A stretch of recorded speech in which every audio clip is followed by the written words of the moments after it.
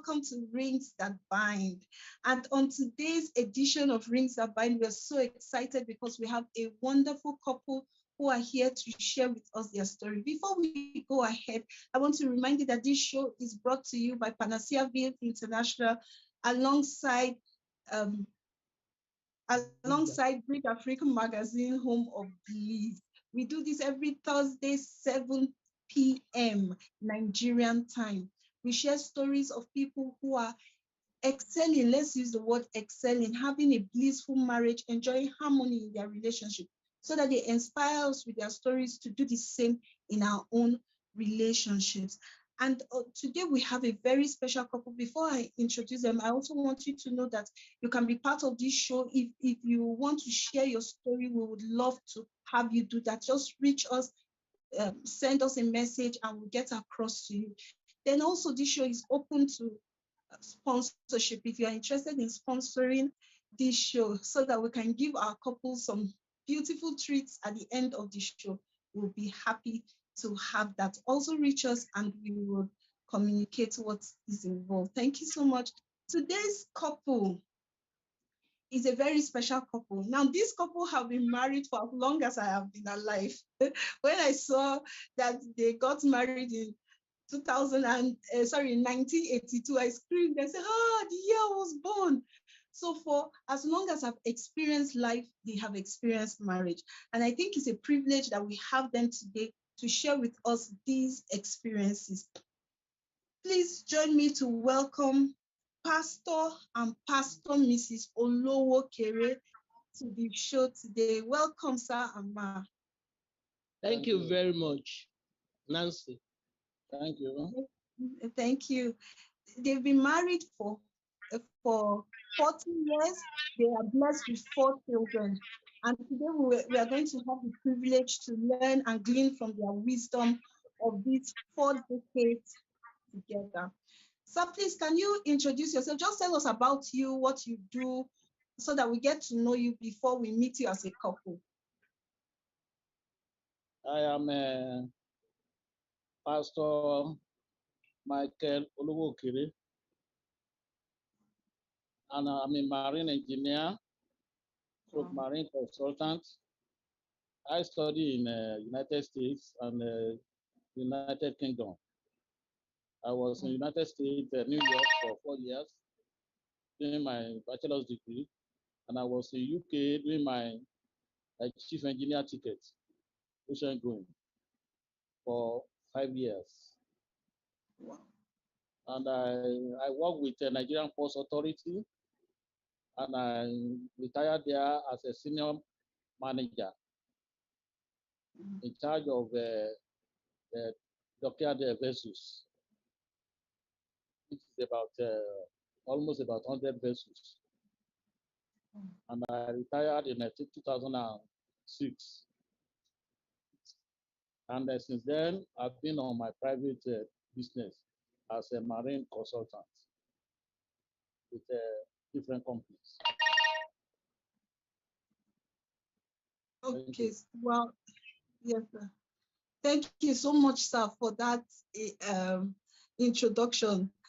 I'm so thrilled that we are having you today. We are going to be sharing with us from your experience. Ma, please, can we also get to meet you and get to know you a bit?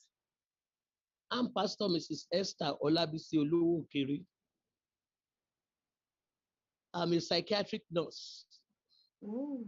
I'm a fellow of the West African College of Nursing, West African Postgraduate College of Nurses and Midwives.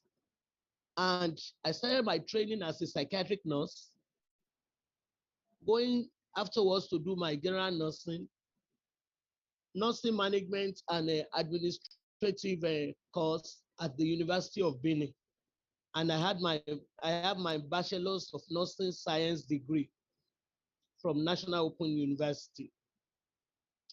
I retired from Federal Neuropsychiatric Hospital Bar as the head of Nursing Services Department in the year 2011. And since then, I've been a nurse consultant with the West African Postgraduate College of Nurses and Midwives. Wow, this is so interesting. So we have the both of you who have also been excellent in your fields of endeavor and here with us to talk about marriage. Before we go into the conversation, I want to find out, were you both pastors before you got married, or was it during your marriage journey you became pastors? Before we got married, we were not even born again. It was during the Oh, course of the marriage that we got born again, and we later joined. We started with a Deeper Life Christian Ministry before joining Redeem, and through while we are in Redeem, up till now we are still presently in Redeem. We went through the ranks, being workers and ministers and ordained ministers by the grace of God. wow. That's so beautiful to know. So I want to ask you concerning your relationship. Can you just, because you have experienced all the phases of relationship, you were once just the both of you, then you started having children, you experienced that toddler kind of relating with children, running helter skelter, then you had teenagers, now you have grandchildren. So like God has privileged you to go through all the experiences of having a family. Can you please just share with us, like, maybe one or two things that you will say were the keys that kept you through these stages of your marriage? By the grace of God, it has been the grace of God, and it has been love, patience, and tolerance for each other. Okay, ma.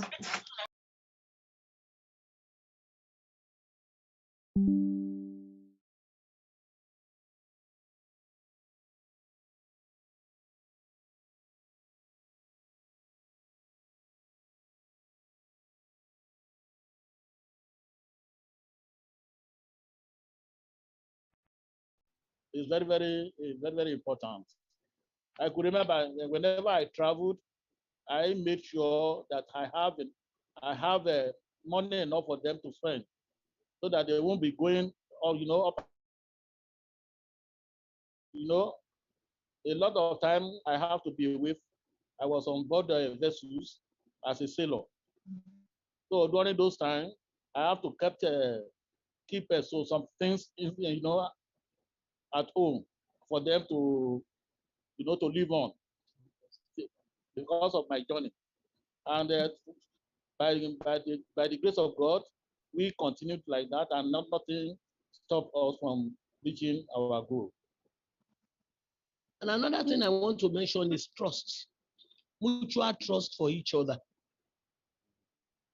has kept us going up till now. You know, when Daddy was speaking, he said something about him not being available most of the time, having to travel. So how was that season for you, considering that you had small children, you had to take care of them? How did you juggle work, and all the other things you had to do? Well, by the grace of God, God has been my strength. One thing is that one has to know the nature of his job, of one's spouse job. It was always away. My children, I'm a nurse, and my job requires being on shift duties. So I have to trust that. This meeting is being recorded. Time we were rearing our children by the grace of God, and we have family members that usually come in, like when it was away and I will be on duty. Some family members will come and stay with the children. Maybe I'll be on nights on duties, but and there are times during the family celebrations I will have to stand in since it's not around. When it said it's not around, it's not within Nigeria. And it can be as long as 6 months, 1 year. 2 years. or even 2 years. Wow. There was one of our children dead. I was pregnant when he traveled for a course. By the time he came back, the boy was Already 2 years. almost 2 years.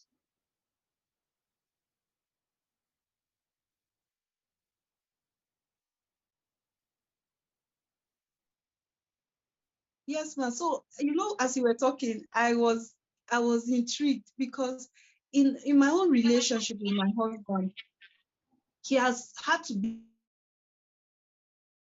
the longest he has been away from us was 6 months at a stretch. And I'm hearing you say 1 year, 2 years. And I'm like, oh my God, how did you cope? Because for me, when my husband was away during those trips, one of the things that was challenging for me was how to manage the up and down of, especially my own emotions. Like when things happen, like one of our children had a fracture when he was not around. Sometimes things happen, we have needs, and the challenge is that where he was staying, I couldn't call him as I wanted to. It was when he was available, he would always be the one to call. So for me, the separation was not as much of a problem like the fact that I couldn't reach him when I wanted to and get to talk to him about the things that I thought were necessary. Of course, I had to choose also what I was saying because he was far, so you cannot call him and break certain news to him anytime of the day. You have to check all those things. So I want to hear from you, Ma. How was it like the real practical day-to-day living for you? That time was very stressful. At times when the children were strong, when they were sick, you know that you have to stand in. Sometimes I will have to take time off from work to take them to the hospital. After I might have treated them, I told you I'm a nurse. Yeah. I have to treat them because one thing is that somebody that left you in care of the children, what to him when he comes? So one has to play both roles diligently. And at every point in time, you could see anything wrong with the children, you have to be proactive so that there won't be any complications, so that there won't be any loss in the family. Yeah. Likewise, if there is any celebration, I have to be there because he will not be there. True. Especially at his own side. They will ask questions. And I will be ready by the grace of God to answer them that he's not around. Some that did not even know the nature of his job, every now and then, you said he's not around. Some will even visit. They will not meet him at home. They will spend 1 week, 2 weeks, they will not see him at home. That's the nature of his work. But by the grace of God, I've been able to cope. Interesting. So, sir, I want to ask you still on this thing, because I feel like it's a general challenge that a lot of people experience in their relationship now because of the nature of work that people do. People don't stay together; they stay apart. Somebody they may have even gotten married and they were living in the same town. Then one person gets a job or a transfer notice and has to leave the family to go and stay somewhere. So that's why I want us to really look into this. While you were away, were there sexual temptations? Were they pressures on you? How did you cope with them? That is why the importance of being a child of God is paramount. The importance of being a child of God is very paramount. When you read your Bible every day, you study the Bible, and then you move with people of the same mind, people that knows you as a Christian, and you move with people with Christians, then all those things will be far away from you. You understand? Yes, Even I could remember when I was in US, I never had any girlfriend. Even going to parties is very rare. Also, when I was in UK, because by the time I was in UK, we already got married, but still, I was able to keep myself. You understand? Yes, sir. Everything borders on your mind, on what you have in your mind to do. You understand? Yes, sir. So if you have something in mind to do, you will do it. But if you don't, if you try to erase all those things from your mind and you hang on to God, that with God all things are possible. So staying away from your family doesn't mean that you have the opportunity of sleeping around with anybody. No, it won't work. It may even create a lot of problems and a lot of, you know, bringing down somebody. So even by traveling up and down, I try to win some people, some souls, some lost souls to Christ. Because by preaching to them, even when you see them doing all these dirty things, you try to bring them, you know, you preach the word of God to them and you convert them. And now today, most of them, they are also pastors.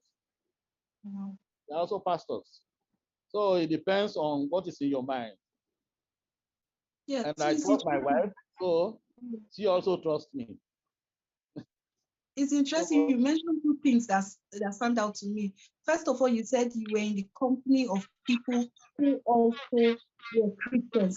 So yeah. that helps you because they like help you have this check around what you do. Then, secondly, the fact that you also were sharing about Christ and his word to others, it like set you apart. So you couldn't go back and begin to do the things that you were telling other people not to do. And I think that this is huge because we have a lot of people in our generation who are finding it difficult to keep fidelity. Some of them even live together, and fidelity is a big issue for them. I want us to talk. What recommendation, what advice would you have for this kind of couples? The advice I can give to the younger generation now is that you have to give your life to Christ. Accept Jesus Christ as your Lord and Savior.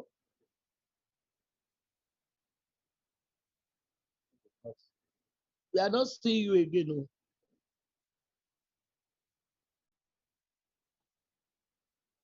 Sorry, I'm here. I think the network shaked a little. That's why you couldn't see me, but I'm here. Okay. The Bible says we should not be unequally yoked with the unbelievers. Yeah. You know once you know the kind of friends he move with, even the same thing with the men and women. If you we always say in one of our that if a goat move with a dog, we hit she will hit a sheet. So you know if you don't move with the wrong people, surely God will continue to guide you. You understand? Yes, sir. You know what it entails in on board the vessels. You have different kind of people there, but you have to choose your friends. You know whom you move with and whom you discuss with. Uh, People of like mind is very, very important when you are far away from your family. You Yeah. move with people of like mind, having the same goal, almost the same goal. Then you will surely, you know, progress. Hmm. Interesting. I also want to ask you, Ma, being here, I'm sure you had advances from other men, especially that you work in a place where you meet people and you are a nurse, you take care of them. By the time you take care of people so well, the temptation to fall in love with their caregiver is there. How did you cope within that situation, especially knowing that your husband was often not available? First and foremost, there is the fear of God. Mm. The Bible says the fear of God is the beginning of all wisdom. The fear of God. And I used to tell people, what account will you give? The person may not be around you, your husband, your spouse may not be around you, but you will know that God is at all times watching over you. Then the children you are bringing up, what do you want them to learn from you? Then the Bible says we should keep our body under subjection. You know, it's very funny nowadays when I read on social media, some young couples, they will be saying a lot of things. How do I cope? My husband is not always around. Some will be suggesting buy sex toys, have alternative. All those ones, God does not say we should have alternatives. He should not say, he did not say we should dirty our mind. As he had earlier said, another thing is that not forsaking the assembly of others. At all times, if you don't see me in the church, if I don't go to work and there is no church program, I will be at home with the children. So that is the most important thing. And children learn by what they see more than what they hear. In fact, that's our son that I said I was in his pregnancy before my husband traveled for about 2 years. It was about 2 years when he came. We were always sleeping on the same bed. When my husband came back, you know, we have to sleep on the bed. The boy, anytime he puts his hand on me, he will remove his hand. From his look, from his facial look, you will see that this one, it will be very hostile to you. That where are you coming from? So for that type of boy, what image do you want to impress upon his heart? If he sees you bringing in different people, not that there were no advances from the opposite sex, but the fear of God and the oath that we have taken in marriage, that it is till death do us part. So that is the most important thing. Wow, this is fantastic. Sir, I want to ask you, you know, being away from your children, like for me, I know it was one of my concerns when my husband had to go, anytime he has to go to work somewhere, I'm like, oh my God, the children will miss you. Your presence in their life, the impact you're supposed to make and all. So how did you balance it? What were the things you did during that time when you were working so hard to balance your presence in their life and being that father that they would be able to relate with? You know, I will thank God there is a way of communication now. You know, wherever you go, you communicate. But even that time, there was nothing like that. I have to go to maybe post office at times. You understand? Just to phone, to make sure I phone them. I ask everyone, even at times I speak with every one of them, just to know that I'm always with them by prayer, and also talking to them one by one, just to assure them that I will still be around. And they all agree with me. And another thing is that I know, you know, I never, I give them anything they really ask me. If they ask for anything, I have the opportunity to give them. I will tell their mom, whatever they ask, just give them. Tell me whatever they want, I will send it. I will send the money, and from there, we are able to surmount the whole problems. Wow, interesting. So because communication is so key, you have to make it a priority. I know, because I think I was born in the time when we used landline and communication was really challenging then. You have to tell the other person when you are calling so that they will be close to the phone and be able to receive your call. Exactly. And another thing is that we were running in my hospital, we were running monthly roster that time. So I will have forwarded my roster to him. Wow. Then he will. That's when he's on land, but when he's on sea, there is no way we can communicate. Wow. Wow. That's interesting. So, Ma, did you have a support system that helped you during that time? People you could lean on, considering that he was not always available for you to gain access. Yes, yes.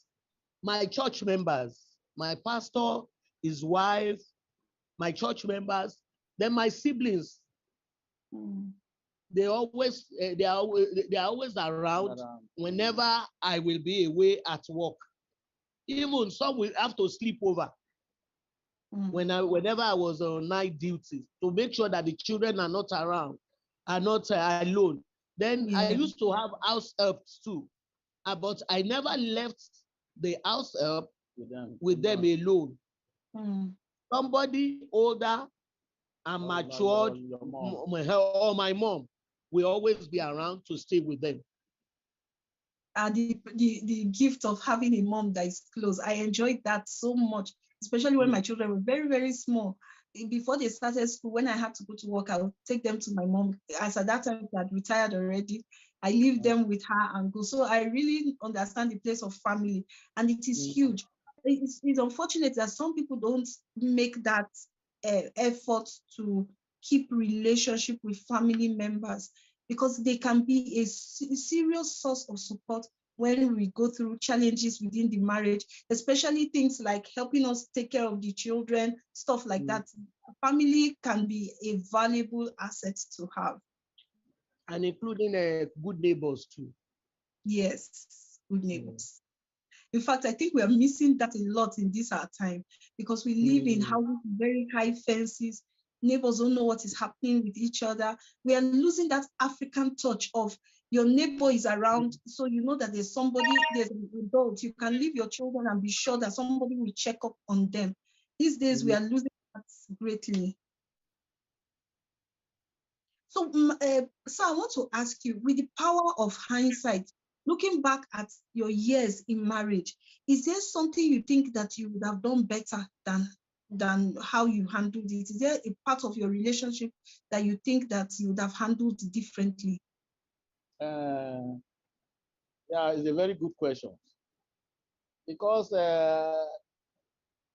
we started this relationship from 1976.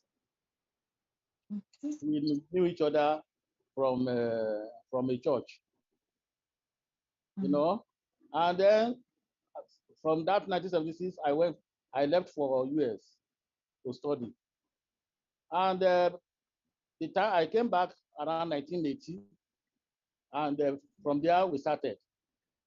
The journey started fully, and I look back, I realized that because one thing with me is that whatever I want to do, whatever is in my mind I want to do, I will table it before God, that God should direct me.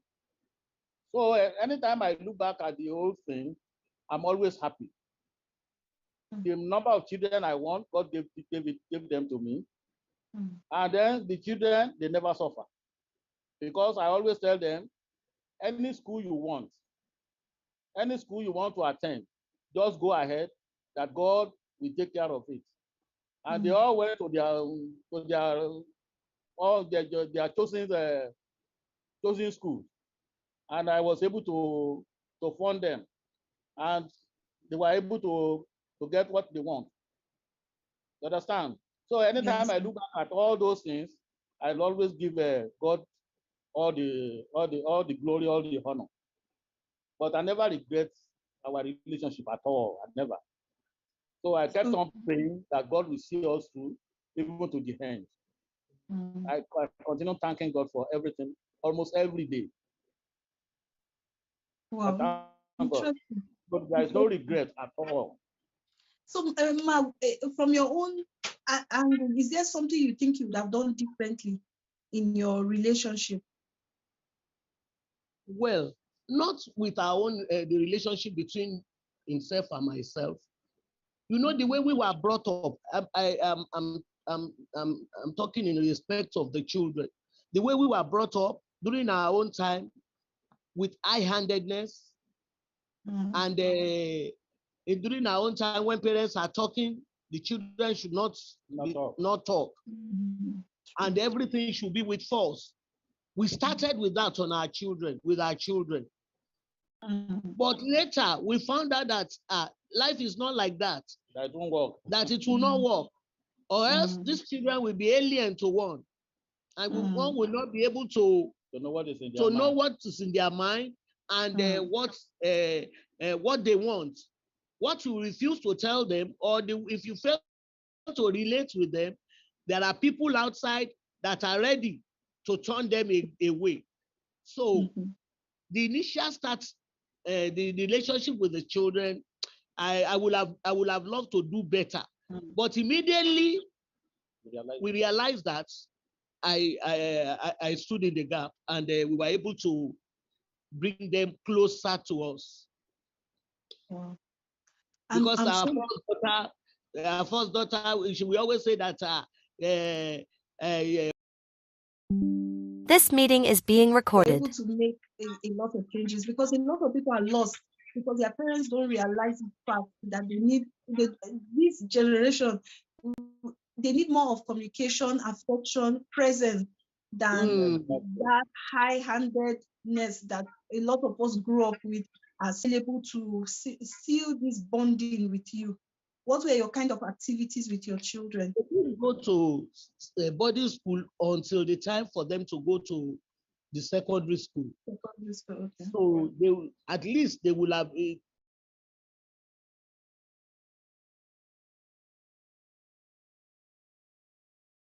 This meeting is being recorded. And even the non-academic staff.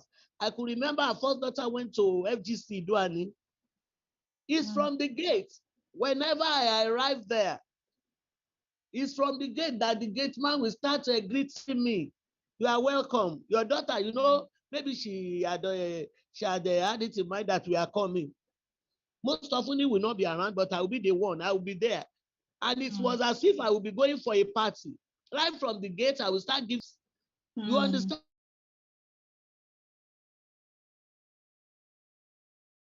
Children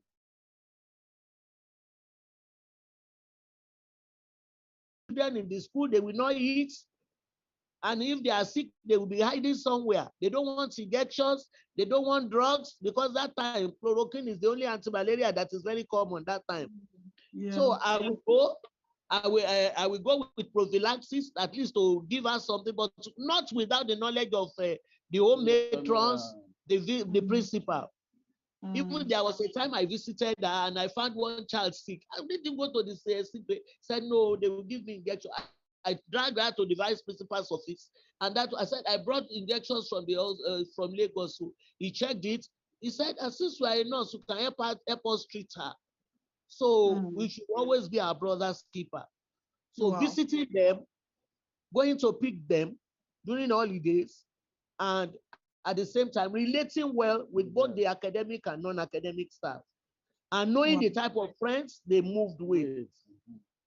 And since you were also doing some form of charity in the school, it would endear your children to the leadership and keep them safe. Yes. That's interesting. Really interesting. So you've talked a lot, and basically you are people of deep faith.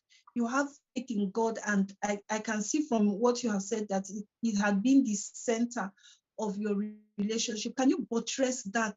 How significant your faith has helped you through the journey of parenting and even marriage? A lot of challenges we faced. We faced a lot of challenges, even health challenges, especially me, health challenges that will have claimed life. But because of our deep faith in God, God has been able to make us to sail through. There was a time, even the time we were not even born again, I had a ruptured ectopic pregnancy. Wow. It's a matter of life and death. Yes. To the extent that that day, before I could even assess my surgical intervention, it was 24 hours. But God saw me through. And for God to have done that, one should not jettison that God. One should not throw him away. Then secondly, there was a time I had another health challenge that my faith shook. But my husband stood by me.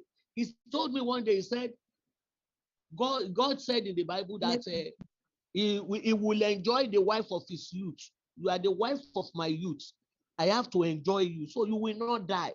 We will both take, anytime my faith is shaking, and it was shaking, and I will be, being a nurse, you don't always, being in the medical field, you don't always think of the positive. You will go and read, you will go and read, this is the complication, this is everything. Anytime I come up with, he said no. To the extent that we had to go and see our general overseer. He was the one that said, we have to, since I've talked to you and it seems your faith is, let's go. And by the grace of God, we were able to meet with him and he prayed with us. And that is why we are alive today by his grace. So anytime any of us is sick, we first pray before any other intervention. Now we even involve the children, because what goes round comes round. We were the one directing them that you have to use this. They will be telling you, don't go out, don't do this during that corona, that's a lockdown. What way are you going? Sit down, you know. They were now the one telling us. They are the ones monitoring us now. As I remember the joke. The joke is they say, treat your children well, because right now you are the boss. But by the time you are 60, they become your boss. They tell you where to go, where to sit, and everything. So if you treat them well, that will be time for payback. Yes, exactly. Wow, interesting. Because you see, the thing I have noticed, even researchers have said this, I've read it in several books, that one of the things that keep people together is when they share a common basic faith together, and they use that, it helps them to pull in together and be strong. That's why I really wanted you to elaborate on that, so that our listener get to hear how important having similar beliefs when it comes to faith, and how it can help you stand together, build your relationship, and strengthen it. Thank you, Ma, for that elaboration.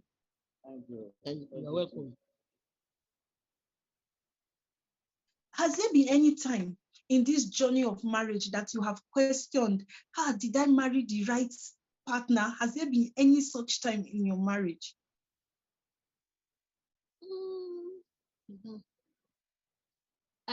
For me, I have at no time regretted knowing him. At no time, up till now, I've no time. Not that there hadn't been upside down, not that there have not been any disagreement, but we disagree to always agree. And at times, because I have to say this, at times, my wife always say, I didn't know you well, because we knew ourselves briefly from February 76 till around August, when I traveled out. You understand? That was about just 6 months before I left us. So that is 4 years different. So we are just writing letters, and that letter is only once in every month before you receive those letters.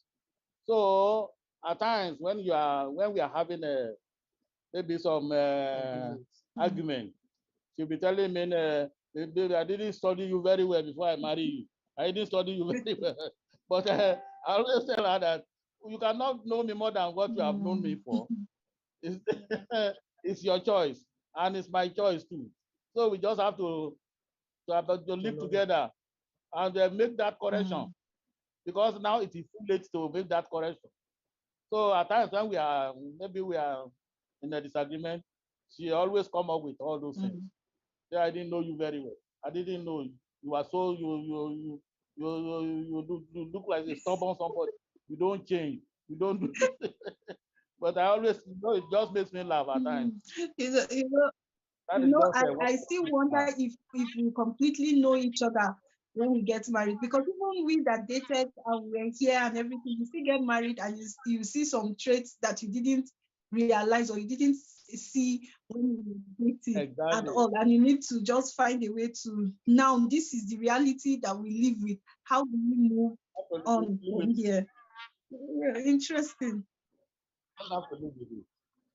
So, if looking back at your 40 years together, if there were, what were the times in this relationship that you would want to relive, like the experiences you have, that if you had a choice to go back and re-experience it, you would want to take that option?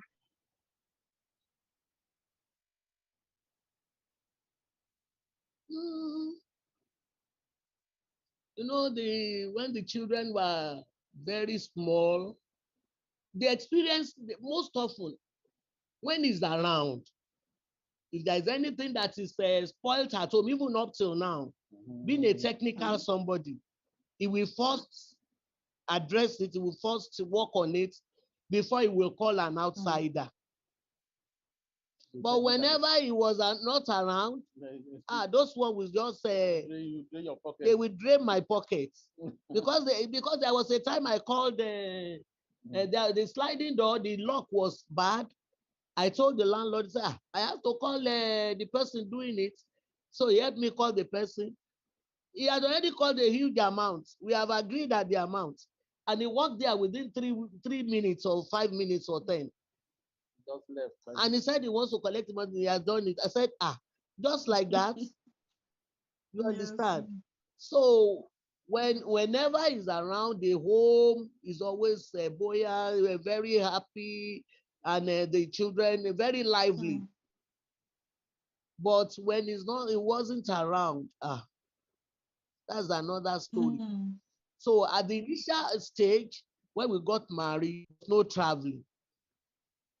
But when he started this issue of traveling, even there was a time he traveled within Nigeria. I had to go to his place of work to ask them that this man, who I have not seen him, there was no communication that time. The Oga was just making jest of me that you don't know what you are into. That he's away for 3 months. We are coming to ask after him in his place of work. So that's the bonding when he was around is something that is very nice, that one can always go back and think of reliving again. Yeah, I can imagine. Most times now that 2 of us are retired. Yes, sir, you wanted to say something. The 2 of us are now retired. We are able to bond with each other. Okay, so what part of your relationship would you want to relive if you had the opportunity? Yes, myself. I found out that between age 40 and 50, I really enjoyed myself in that there was no sickness, like complaining of headache, complaining of high blood pressure, complaining of this and that. It's getting too much all the time. Then you are taking tablets almost every day.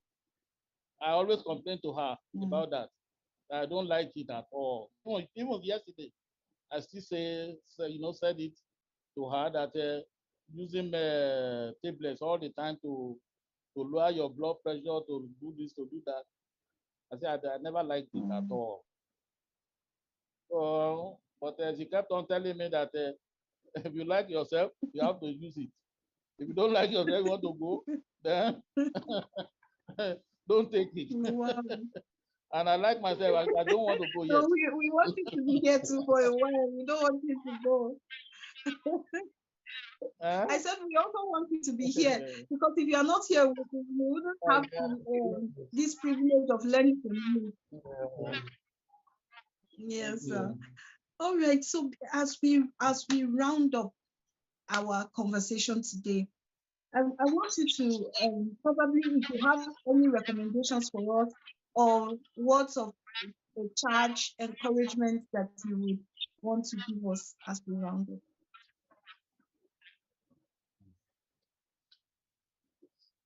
You mean the young couples? Yes, generally, young couple, intending couple, Anything you have to say to us? As for the intending couples, as the singles, let's start from the singles. Marriage is a lifetime journey.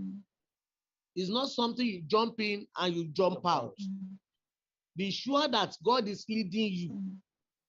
Be sure that you know the person, because though you will have to know each other as you journey, but know your do's and don'ts, know each other well to be able to know if you will be able to cope. Carry on. Then, if God is not leading you, if there is no green light, don't go. There are so many things, even in courtship, a broken relationship is always better than a broken marriage. Then for intending couples, during the time of courtship, be able to open up to each other. Genesis 2 verse 25 says it all. He said, Adam and Eve were both naked before each other. It wasn't that they didn't wear any clothes or something, but you know about me, I know about you. No secrecy, not that you keep on, there are so many things. Some will say they don't even know that the man smokes. They don't even know, and then there are some red flags that you will see. You don't close your eyes against it. Address it. And if you are not able to move forward from there, tell your counselor, tell your pastor, tell your religious leader, see your mentor, so that they will be able to, then they'll be able to address it with you and with prayers. Then for the couples, generally, as Adalia said, marriage is a long-time union. When two elephants fight, it's the grass that suffers. In my own field of nursing, you see some children that they need not have any mental health issue, but because of the home they came from, because the father and the mother, they are always at loggerhead. When the father will be battering the mother, and at times it may be the other way around. So if there is no love, no harmony at home, it will affect the children. Make sure that this journey, you are in it together, and you will account for the children God has given you on the last day. And you will be the one to reap the harvest of the fruits or the seed you sow into the marriage. And another thing, the issue of domestic violence is a no, no, no, no. If it's getting to that and you are not able to address it, even if it's a short-term separation, each of you can move up away from each other and be praying about it. Because if it involves life, then other things that one can address during the time of courtship is the issue of this bathing children. If you're able to bath naturally, it's all right. If it's by cesarean section, you don't label your wife because of that. The man should be able to protect the wife. And that is what I see in this, my husband too. He always protects. You can't come to him and tell your wife did this. Can you say it in our presence? By the time he tells you that, immediately by then he will be calling me. So that no, let's just put it aside. You should be able to trust each other. And a family that prays together stays together. Train your children in the way of the Lord, so that when they grow up, they will not depart from it. That is Proverbs 22 verse 6. Let everything, the foundation of the marriage, borders on God. And God alone. And whatever, not going about to help, looking for help without your husband or your spouse knowing. And then open to each other. We should open to ourselves. We should know secrecy. We should be open. And then we should keep the same faith. We should believe in the same thing. Not that somebody believes in another thing. So keep the same faith, keep the same belief, and God will surely back you up. Wow, thank you so much, Sir Amma. We have been talking to Pastor and Pastor Mrs. Olowokere. I hope I pronounced the name correctly. And it has been such a time of learning. There are certain things they said that I want to buttress. They talked about getting a mentor, getting somebody that you can always call on when things are happening. Now, sometimes people get mentors when they are singles, and by the time they get married, they feel like we have arrived, we don't need mentors. One of the reasons we are bringing people in is because we can learn from them. I remember our guest last week said something. He said he didn't know how to parent initially. And as at then, there was nobody to look up to and say, okay, this is how to learn to parent a 4-year-old, a 5-year-old, a teenager, and all. He had to learn on the job. But we have opportunities when we have people that have gone ahead of us so that we can learn from them. They talked about trust. They talked about keeping your union, having similar beliefs and faith, especially when it comes to spirituality, so that you keep your union together. You believe the same thing. You go to pray in the same place. And then even having somewhere that the both of you fellowship together, the same message, you are hearing the same thing, you are learning from the same source, are ways to keep your relationship going. I want to thank you, Sir Amma, once again for taking out time to be here with us and giving us so much from your wealth of wisdom. You are very welcome. Thank you very And much. I hope It's that been a pleasure if we talking ever knock to at you your door again, you will be glad to receive us. by the grace Yes, of God. Thank you You so are much. welcome. Listener, you. I hope you have had a lot and you have learned a lot from this session. Remember that you can ask questions. If you have any questions, just leave it in the comments and we'll be glad to take your questions. Also, this show is open to sponsorship. If you are willing to sponsor this program or you know anyone who will be willing to sponsor a family-based program that will help us build a better society and possibly even lessen the rate of divorce, please give us, contact us, and we'll be glad to take it up from there. Then if you are a couple and your relationship is already growing and is beautiful, you are experiencing harmony, you are learning through the challenges that come your way, and you want to share this knowledge with us, we are open to receiving you. This is brought to you by Panacea Ville International and BRIDGEAFRIQUE, home of BLISS. Join us every Thursday as we do this together. I'm Nancy Oblete. I'm a marriage coach and a behavioral change expert. Have a beautiful evening. Bye-bye. Bye.